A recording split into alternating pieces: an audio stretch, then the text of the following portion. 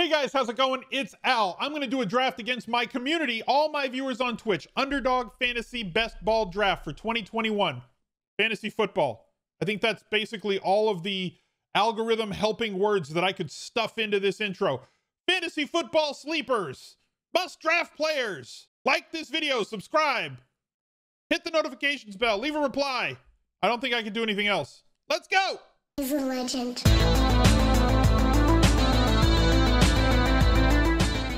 Sorry I didn't get the number one pick. The number one pick was Derrick Henry.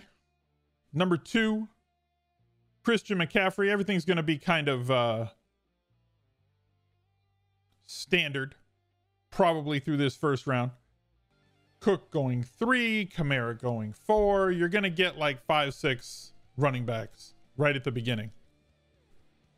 Before we get into like the back half of the first round where we're going to get running tight ends and wide receivers and everything else. And we're doing this draft closer to the season. So like the earlier that I draft in the season, you know, May, June, July drafts, way more typical for me to go with a running back early and then a bunch of wide receivers, tight ends, quarterback for the rest of the top 10. And then later in the season, because the more information we have and the less time for the more fragile running backs to get injured, the more I tend to rely on, you know, I'll go with a couple of running backs a little bit earlier in those drafts as opposed to waiting and getting all the guys that we tagged in the 0 RB drafts. A lot of those guys have moved up in value since then.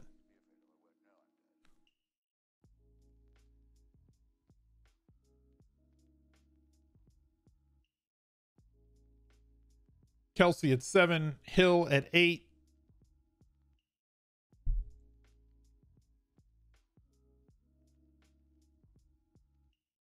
All right, so we're on the clock here at the turn. I was going to take Saquon there. I don't know how I don't do this, though. 0 running back it is. Calvin Ridley and DeAndre Hopkins. I'm getting all the targets. That's probably going to get me definitely over 300 targets. Probably over 320 targets. With the possibility, if they both stay healthy, of getting 340 targets for my first 2 picks. Let me refresh this page. Understanding, as we talked about on the draft video, I've talked about this on numerous videos, but most recently on the optimal draft strategy, every target is worth 2.8 carries. So targets.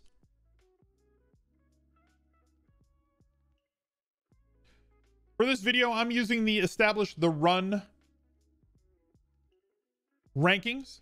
Very easy to get those rankings. Head over to establish the run, pull the drop down menu for best ball, rankings for 12-person league. They update them every single morning. This is post Cam Newton getting released. So these have all been changed. You just click CSV. It'll download the CSV. You go right over to Underdog Fantasy, upload them into the rankings tab right here. Bang, bang, boom, you're done. And the rankings are up there as opposed to just drafting by ADP. Taylor going at 16, Joe Mixon going at 17. Love Joe Mixon, love Gibson. Nick Chubb going 19 to UNC. Can't be happy about that, UNC. UNC's got to be upset right now. He wanted one of Mixon and Gibson, I know for sure. He types in chat, why, Scott? Why?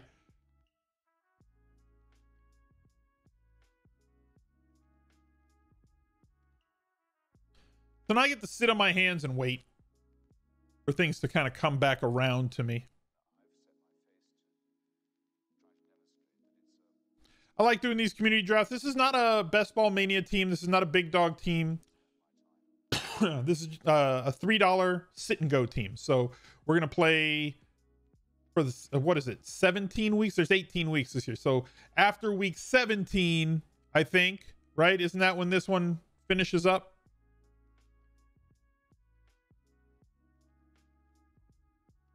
All rules. I'm not clicking on that. We'll figure it out when we get there. Justin Jefferson, 8J Brown. It's a total points league. This is best ball. So we're not going to have to do any sort of transactions. There's no trades. There's no free agent acquisition budget. There's no waivers. You don't set your lineup. We're going to draft 18 rounds, and you're going to get a lineup set for you based on what you have. Best ball is a war of attrition. If you have injuries, you got injuries. Sorry. Should have drafted backups. So typically for these leagues, over those 18 rounds, my start is 2 quarterbacks, 5 running backs, 8 wide receivers, 2 tight ends, and then in the last round or 2, I fill in what I have to fill in.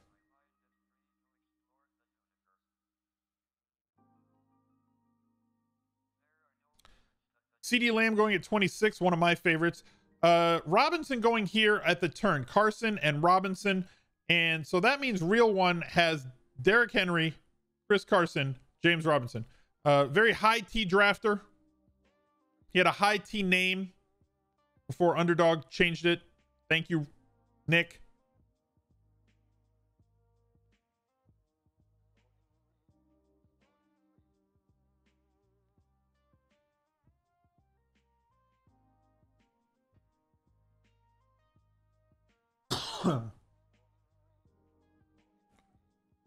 CeeDee Lamb followed by Keenan Allen and all that volume, and Amari Cooper. As I was saying before, the only way God, why am I coughing? Pardon me. The only way to get that double premium Cowboy stack is to take one and then immediately take the other. Second round, third round pick, maybe take them at the turn, but like you'd be reaching over somebody else. But if you're building those DAC stacks, it definitely gives you a way that you can go that's pretty strong. Woods, Evans,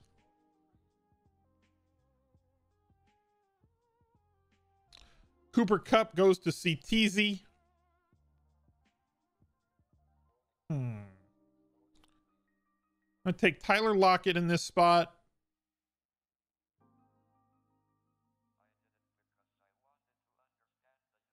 I'm going to take David Montgomery in this spot as my first running back. I think I'm higher on David Montgomery than most people. I don't think he's going to do what he did at the end of last season. Obviously, he had one of the softest run-ins of all time when it comes to fantasy, right? Like his last 5 or 6 games, 5 of them were against some of the worst run defenses in the last decade. And the injury to Tariq Cohen and everything else gave him this monstrous volume against a run-in of defensive matchups that were laughably bad, giving him maybe the biggest advantage that any running back has had in a ton of years. I do like his profile.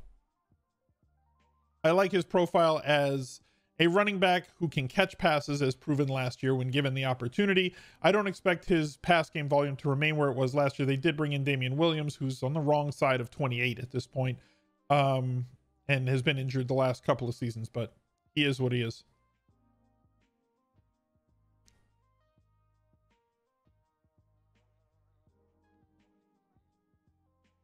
Did a draft on here last night where a guy took 1 QB and it was Deshaun Watson. Well, that guy probably is not going to win. People are always drafting weirdly. UNC with Kyle Pitts. Look, if you believe in Kyle Pitts and you want him, then take him. He looks good. I'm just not buying the ADP. I'd rather have Johnson there than Pitts. But again, salt to taste. Right? Take the players you like.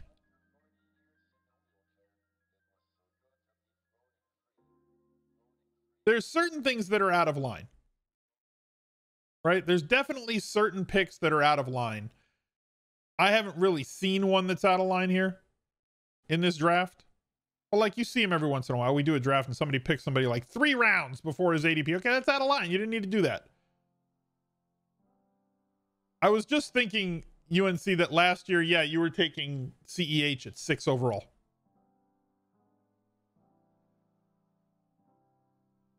Lamar Jackson. going at the turn. This is why I think the 1 is so overpowered this year. I don't think that. And then Josh Allen. Okay. Like I said, speaking of out of line drafters, Henry at 1 over CMC or Cook, Carson, Robinson, whatever. Carson with an 80, or sorry, Robinson with an ADP of 50 recently. He picked him at 25. Carson at 39, picked him at 24. So like, and then 2 QBs. So like, I don't know.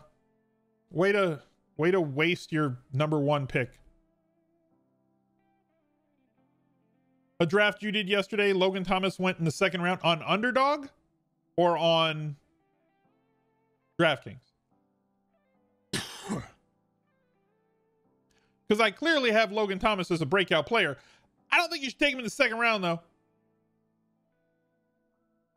Like, if you want, reach a half a round on a player to get the guy that you want. DeAndre Swift at 51 seems like a really good value. Oh, DK $6. Yeah, the DK tournaments are going to be all over the place for the next week and a half.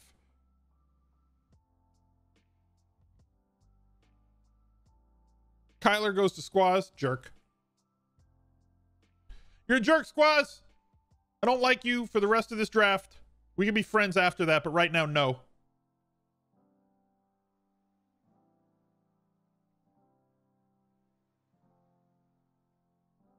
This is why, like, also, like, I do community drafts because they're fun.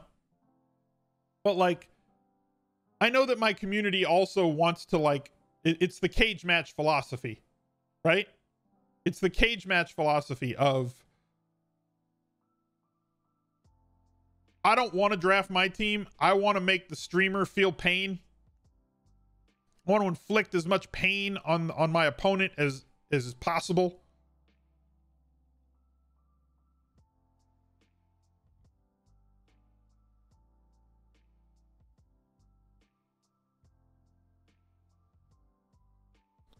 Hawkinson goes 59.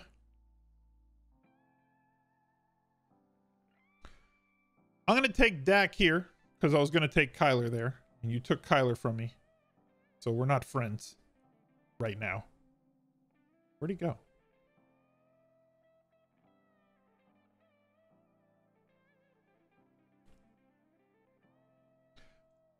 I'm going to reach a little bit and take Visca too, who both of them have a very nice ADP. As you can see here. Both of them have a very nice ADP, but weren't going to make it back to me as I'm drafting at 60 and 61 in this spot. And that's what I meant about it's okay to reach by half a round. You don't have to be a slave to ADP. Being a slave to ADP is kind of dumb. It's counterproductive. It's not the right way to play. It's not the right way to draft. So, like, you should probably be making some decisions that are different and draft the players you want that fit your particular team. I try to stack in best ball. I try to get things done in best ball. And it's like, this is the other thing. So, like, in a normal draft, Kyler probably wouldn't have gone there. But in a community draft like this one, as Squaz said, I can't let you get that stack. That's fine in a community draft where we're just here for $3 having fun. But, like, in a real draft, if you're drafting a BBM team, Best Ball Mania, if you're playing a tournament draft, a big dog draft, or a puppy draft, if you're paying more attention to the team that other people are trying to build, as opposed to building the team that you want to build to give you the best chance of winning, you're not going to win. So, like, you have to pay attention and do what's right for your team. Don't try and block other players. Now, look, I'm not saying Squash shouldn't have drafted Kyler Murray there. I love Kyler Murray. He may have a plan to go get other guys later, like Rondale Moore, like AJ Green, and he can build his single or double stack down the road, clearly, with guys that have a later ADP.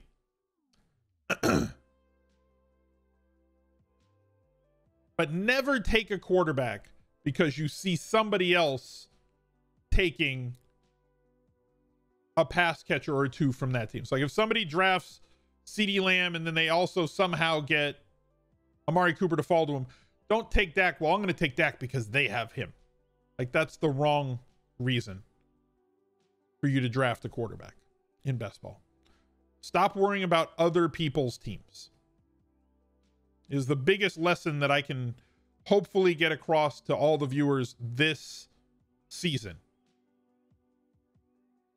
Is draft your team.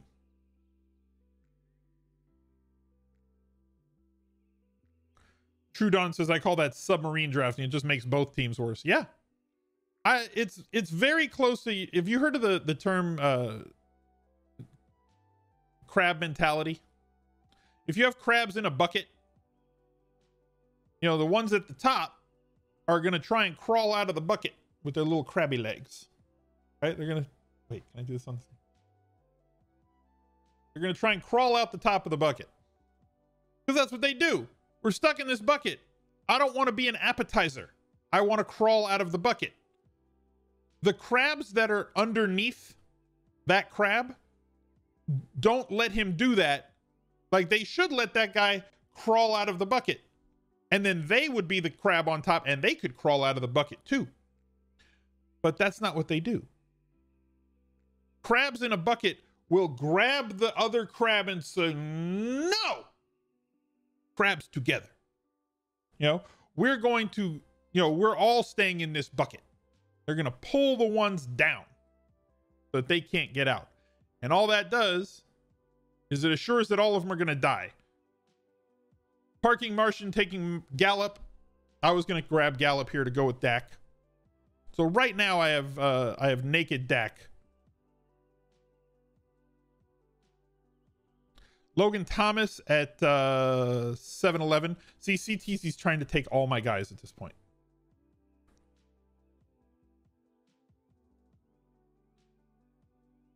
I know that he's not in vogue to draft, but I don't mind Raheem Mostert. He's quite good. I like him. I think that people don't like him because reasons.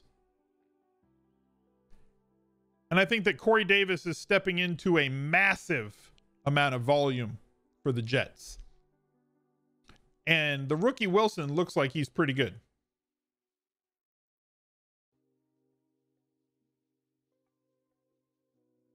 He was top of the board, had to take him. I understand.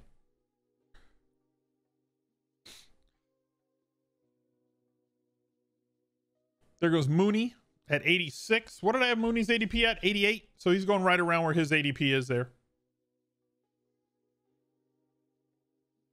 Brandon Cooks at 8.3. You can see this wall of wide receivers at this point of the draft. Top quarterbacks available: Brady, Burrow, Lance, Hurts, Tannehill, Fields, Stafford, Ryan, Lawrence, Tua, way down at 143 ADP. Top running backs available right now: Gordon, Jones, Carter, Connor, Pollard, Moss, Michelle, Singletary, Jamal Williams, Nyheim Hines. On ADP, Darrell Henderson versus Sony Michel right now, I think, is an interesting deeper dive into evaluating ADP and price, comparative price of multiple running backs. So Henderson's ADP is where, like 40? Is that where he goes on right now on Underdog? He's going in like the late third round, mid to late third round, I think. There's Callaway at 92 overall. His ADP was 105, little bit ahead for squads there. Tyler Higbee. Cleveland pass catchers too cheap. They are.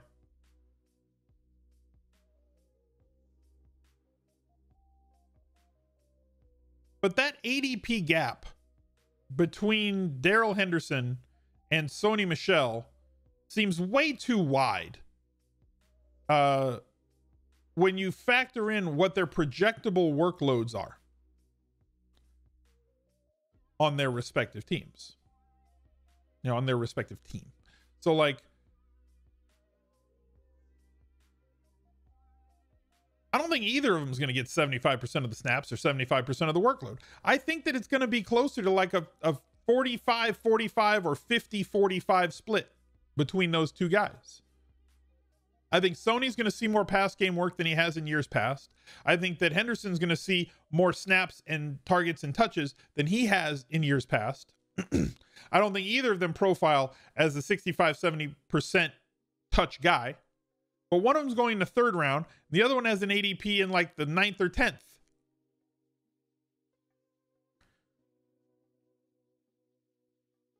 I think the gap is too wide. Rondale Moore there at 99. ADP of 106, so going a little bit ahead to Jerusalem there. We had talked about both him and Mooney and Marquez Callaway on the top 5+1 breakout video. Michael Thomas going there at the 100th overall pick. Out for at least 6 weeks, probably 7 or 8. But when he comes back, you're getting a superstar. Top 3 round draft pick guy for the run-in. So if you can swim with the guys that you have, and then you add and inject Michael Thomas into that sort of a team, you could very potentially do some things down the road with a team like that.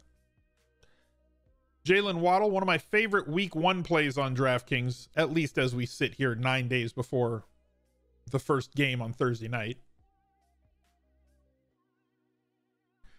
Too cheap. Will Fuller, not going to play week 1. Jalen Waddle's somebody who's sub 4K if he's not 3K. Here go all the Miami receivers. Run on Florida receivers with DJ Chark going at 105. Time for me to consider where I'm going.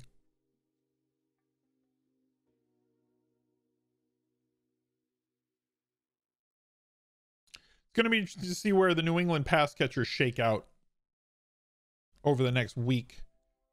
Tannehill going to Uzen. Got the Julio stack going with him.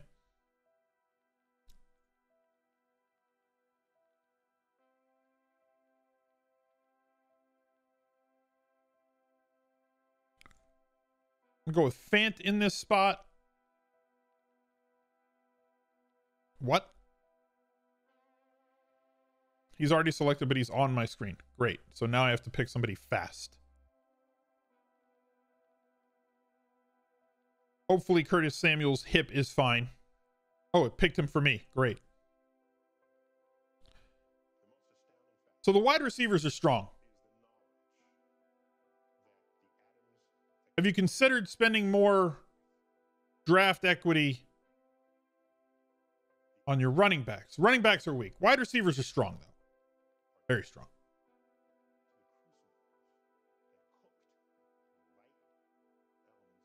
Son Michel there at 112.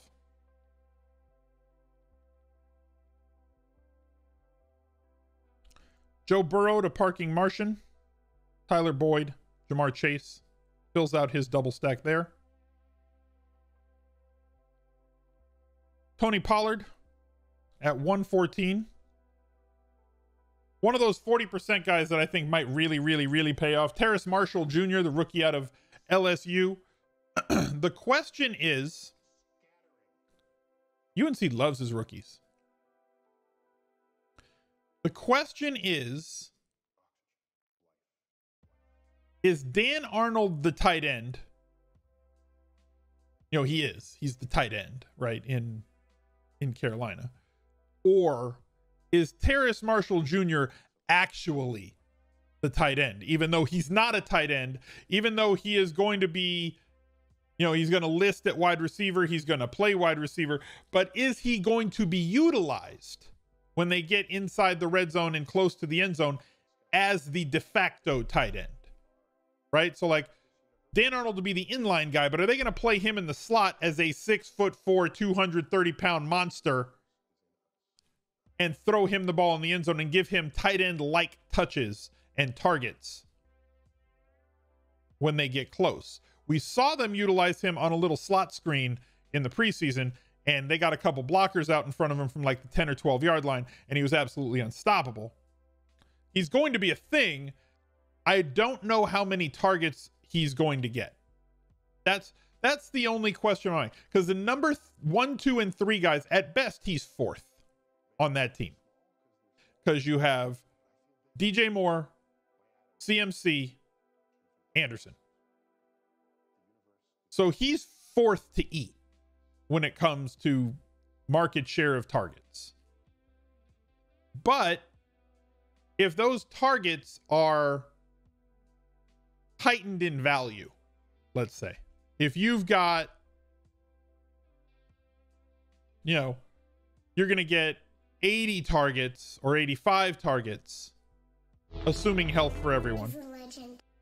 Nihal, thank you for the 14 months. If you're going to get that sort of usage out of him, but he's going to lead the team in terms of red zone targets or end zone targets, right? So if he gets like 70 targets, but like 9 or 10 of them are end zone targets, now there's some viability, especially in best ball, when you don't have to pick the weeks that he plays, but if he has 1 or 2 touchdowns, he's there. You know, he's in your starting lineup on those weeks. So like best ball specifically, I really, really like the guy. And certain weeks we're gonna go after and attack him in daily fantasy.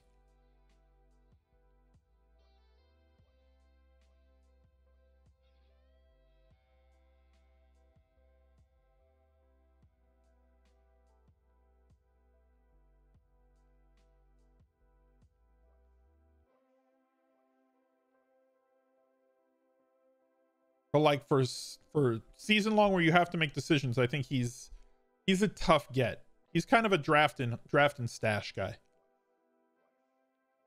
because his volume is not going to be consistent from one week to the next, where you can say, I think he's going to get 7+ targets this week. For him to get 7+ targets as the 4th guy is difficult. It's difficult to project that. Top running back available: Carter, Singletary, Hines, Madison, James White, Ramondre Stevenson, McKissick.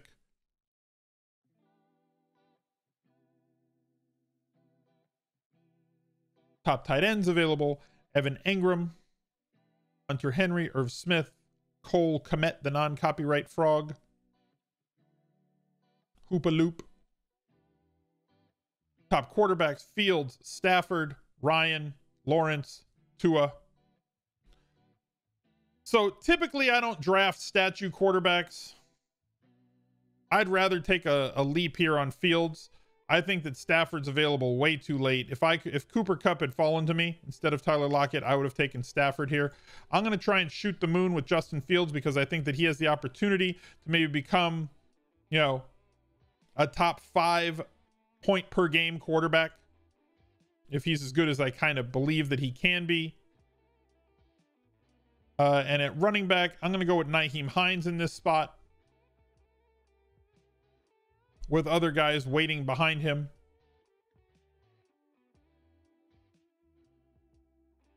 What happens if you're in an underdog draft and it freezes? Refresh, I guess.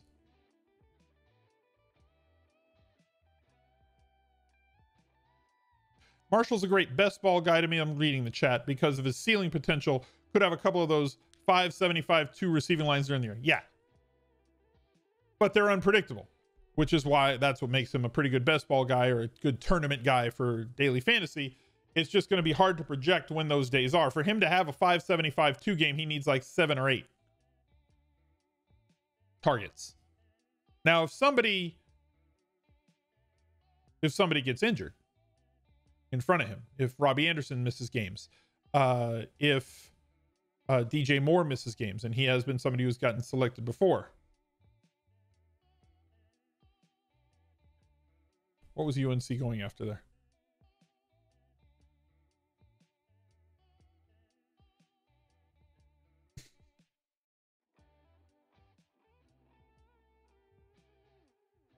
So right now we're in the 12th round. So we've made our 12 selections. This is usually where the drafts kind of just go off kind of everywhere. Prescott, Fields, Montgomery, Mostert, and now I'm going to fill in with other guys that can give me a little bit here and there. I think Mostert, if healthy, is going to post massive numbers with that team just being as good as it is, and probably going to be up with running game scripts in second halves most games this season. Dave Montgomery, I think, is a solid volume guy, not having to pay solid volume prices for him, getting him into the 4th round there at the first pick in the 4th round. Calvin Ridley, Hopkins, Lockett, LaVisca, Corey Davis, Curtis Samuel, my wide receivers are going to carry this team, and Noah Fant as my tight end. And now we're going to see what we can fill out the rest of this roster with. Judge best ball teams based on the first 10 to 14 picks. People look at the back end like, oh, I hate that guy that you drafted in the 16th round. Yeah, but like, that's not going to define a team. The guys that you draft from rounds 14 through 18 are never going to sink a team. And most people look at those teams and say, you know what? Those players suck, so your team sucks. They focus on those players instead of the players that are drafted in the first 12 rounds in a best ball draft. You should be taking shots at ceiling in the back end of a best ball draft. You should be taking shots or filling in players where necessary, getting yourself depth, getting yourself coverage. Trevor Lawrence going at 146. I like that. Jacksonville, like, he looks good, guys. Guess what? He looks good. Round 7 through 13 define your team. A lot of the time, yeah. You have to, I've always said you have to win the middle rounds. I think it's rounds 5 through 12. Similar to what you're saying. I think you have to win the middle rounds of a draft. Sonic, thank you for the 100 bits, man. Appreciate that, man. Have yourself a good day. McKissick going to Jerusalem at 147.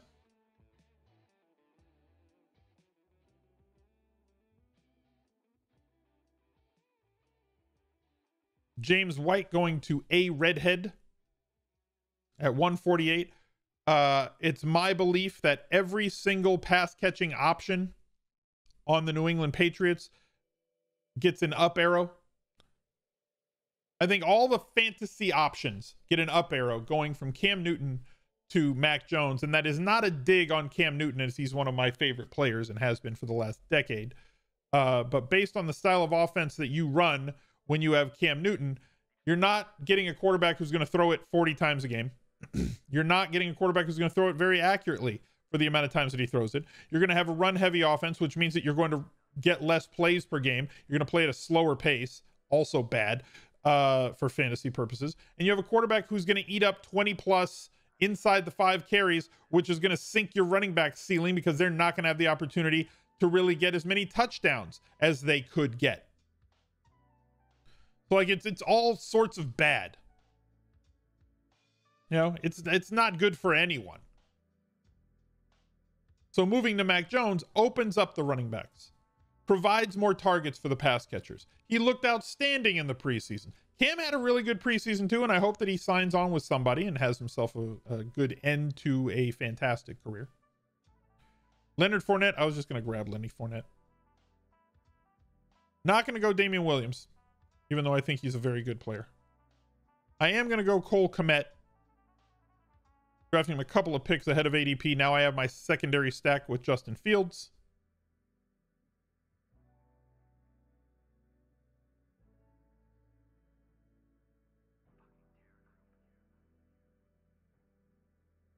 What pick are we at? We're there. See, I would want to take Damian Williams if I didn't have him. I'm going to go with Latavius. I don't know if he's going to be with New Orleans. But here's what I got. If he is with New Orleans, I know what his role is going to be complementing Alvin Kamara. Alvin Kamara is going to be the lead dog on that team, but Alvin Kamara has never been a guy who carries the ball 20 to 25 times a game on a week-in, week-out basis. Okay? So if he stays in New Orleans, which we don't know if he will, signs are pointing that he could be cut. If he does get cut, I think he ends up somewhere else. All right? He's not going to sit on the shelf for a year. And teams are going to sign running backs, not just because of the hyper fragility of the position, not just because they're understocked at the position on their teams, see Baltimore, but also because of COVID. You lose the running back, you lose a quarterback. You're seeing teams take that third guy, trade for a guy like Minshew, Acquire players just in case so that they have the ability. Jameis Winston going there at 164. Jameis was free and Mack Jones was free until the last 5 days. Racing Prez says that he completed his low-cost Brown stack. I mentioned them on our top stacks video. If you guys watched that video. Jarvis Landry, 88 overall. Baker Mayfield, 160th overall. I think Odell's like a 5th round pick right now.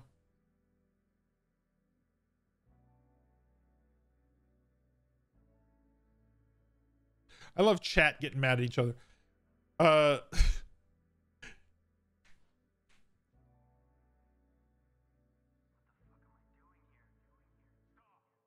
Redhead said he had Irv and Jefferson and he just wanted to get Kirk. UNC says I have Thielen. So taking that secondary quarterback is not a problem there. At least not to me.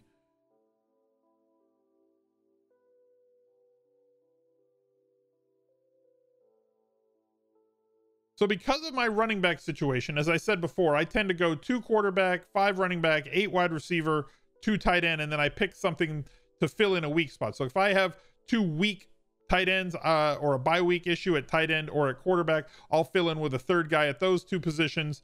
If my wide receivers are weak, and usually the way that I draft my wide receivers are not weak, I'll fill in with a 9th wide receiver.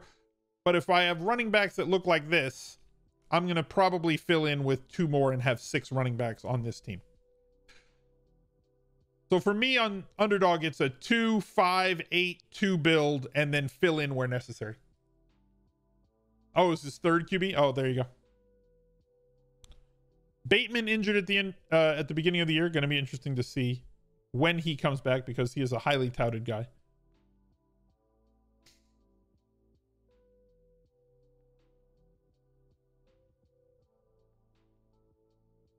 Were you going to take Bateman there? No, you're going to take Gio, aren't you? Yep, Gio. I was right. Nailed it.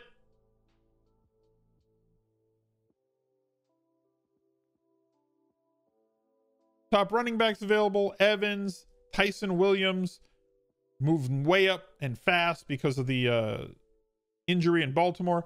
Gainwell, Johnson & Johnson, Jarek, Justin Jackson, a lot of J's. Johnson, Jarek, Jackson.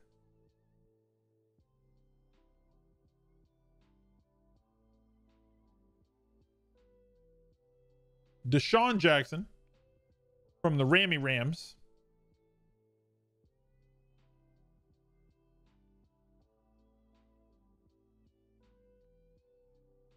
CTZ with a 2.552 build so far. Goes with Williams on Baltimore. I'm going to take Kenny Gainwell, who's somebody I've been drafting a lot. I'm going to take Ty Johnson from the Jets to give me my 6 running backs here. Gainwell's a pure lottery pick. He's a lottery ticket for me, where I'm trying to go after upside in case of injury because of the fragility at the position. He was a monster in college.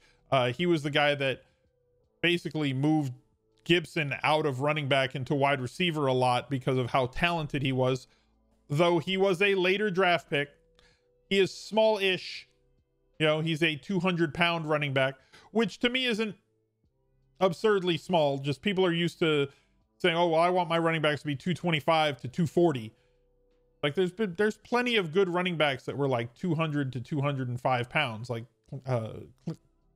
Clinton Portis, I think, was like 205 at his pro day. He was also 200. And Ty Johnson looks like he's going to get meaningful snaps right now in that Jets backfield. I think that Jets backfield, not the backfield, I think that offense might actually move the ball better than people assume it's going to move the ball. Myself included. I was really low on the Jets offense But Wilson looks like he can play a little bit and can maneuver that offense, and we'll see what happens. But it's a pure, like, he's my running back 6. Speaking about Ty Johnson, I'm going to start David Montgomery most weeks. Like, you know, looking at what this team is, right? You're going to end up starting David Montgomery. He's going to be the highest volume and highest scoring guy. Raheem Mostert, if he is healthy, I think he's going to get the volume, 60 to 65% of the snaps and carries over the rookie Sermon, who's being drafted ahead of him. Now, that may not persist the entirety of the season, but as long as he's healthy and as long as he's, you know, in town and that team's doing well, I don't see them changing that, at least not early. Nyheim Hines is going to fill in where he fills in. Latavius Murray is a 40% guy, like I've spoken about on many other videos, with the upside if Kamara misses games, as he has in the past, of being an absolute fantasy superstar in those games. And then Gainwell and Ty Johnson are kind of lottery tickets to give me some upside with what we can do in those spots. Guys still on the board. Daniel Jones is the QB 28. Somebody will draft Deshaun Watson. I don't know when or where. Derek Carr is going as the QB 26 overall. Sam Darnold still on the board. Jared Goff. Mack Jones. Back then they didn't want him, but right now they're all on him.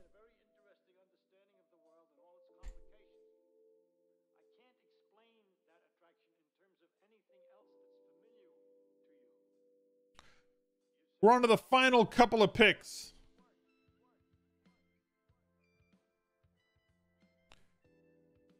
As you can see, late round QB is not a terrible strategy, and you can build out your stacks early with guys on Carolina, with guys on Denver, and get that quarterback late. If you have Waller, getting Carr here in the 16th and later round, you can take your second or third QB in that range if that's the way that you want to go.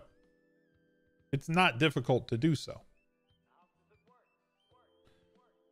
Will Taysom Hill be viable if he moves to tight end eligibility? No. Well, one, he's not going to.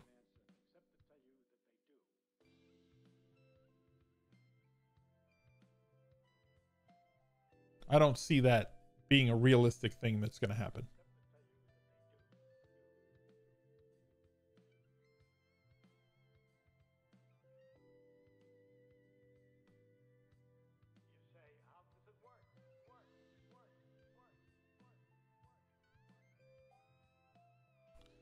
I like the Pringle pick.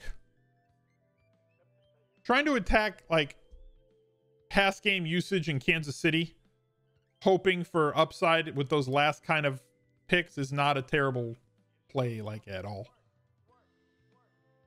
Lazard's still on the board. I think he's fighting for targets.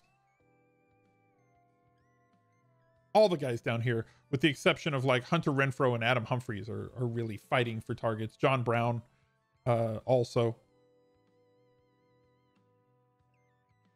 Zach Ertz going there. I'm going to take DeMarcus Robinson. Again, hoping for some exposure. And I'm going to reach here on somebody. He's not listed as a tight end, but he's getting tight end reps because there's nobody else there. I'll take Juwan Johnson in New Orleans. There's just nobody else to catch the ball. So there's increased snaps, increased opportunities in that passing game. And he is a monster. So he should be able to get those highly valued end zone targets. Again, as my wide receiver 8.